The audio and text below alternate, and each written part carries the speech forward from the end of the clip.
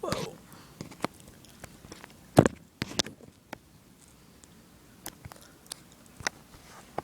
This is my room. I just moved in like 8 days ago. I got back to San Francisco from Hawaii and hey, go, chee. Ah, man.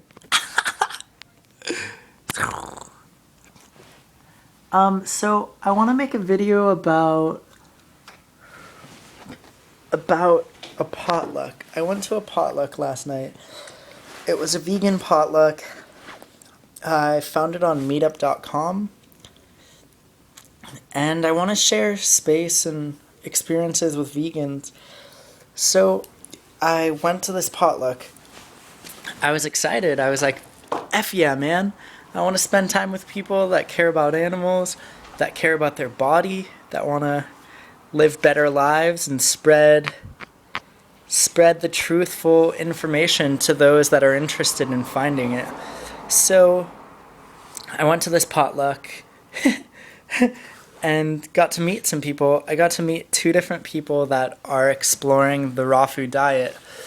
And as far as I know, they're both new to it. They're both only about a week or so in. And I was telling one of them about how there's a difference between low fat, high carb, and then there's high fat, low carb. And how I started with the high fat, low carb, and it's kind of it's more so the lethargic, the lethargic diet. Whereas the high carb is like if you want to be a super athlete, like, just develop your wings and fly. But it was cool being there because I got to be around people, influence them with my presence, with my mental clarity, with my energy, and my spirit.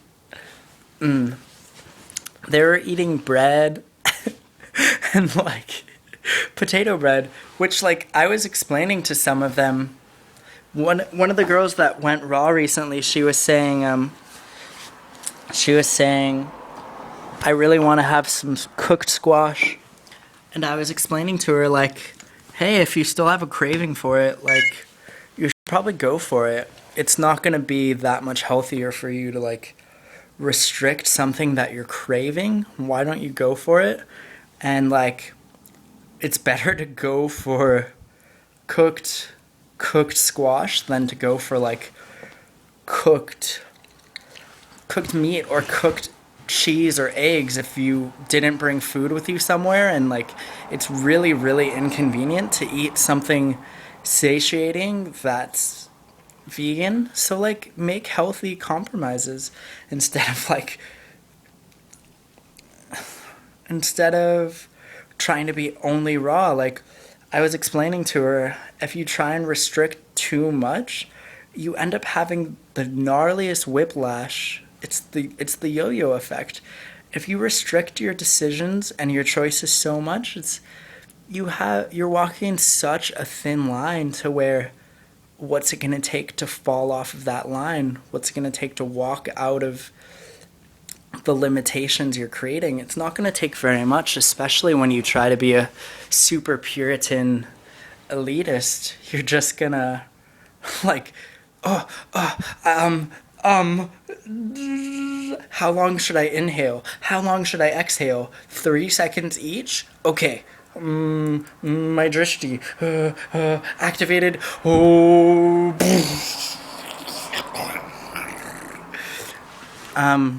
Just like, communicate with yourself.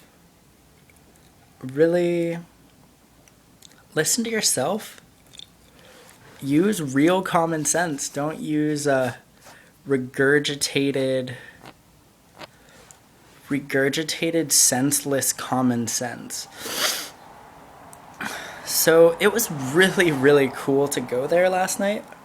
I got to meet some good people, have a really good salad. I made a cucumber, red bell pepper, tomato salad, added it with some leafy greens. I had some dandelion greens, like a whole bunch of them, a big bunch, and they were so bitter. And like I was gonna throw them, like the stalks and the leaves, into the main salad because I made a big salad too. I made a big salad for my own personal, and then a big salad for everyone else. But I was like, yeah, I don't think these people's taste buds would be down for like bitter dandelion greens, even though like I crave dandelion greens so much. Like each leafy green has its own awesome flavor, and I really like it for that. But when I was in Hawaii, I couldn't find dandelion greens. So since I'm back in California, I'm really happy about that. I really liked this leafy green called Mizuna in Hawaii. I would eat it on the farm.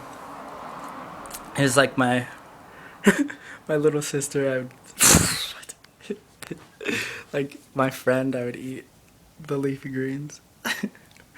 All right. Yeah, I got to meet a couple runners, so I want to start doing some running with them. Yeah, running buddies. All right. Well, I love you. I hope you're well. Listen to your heart. Ask your higher self what's best. Do your thing.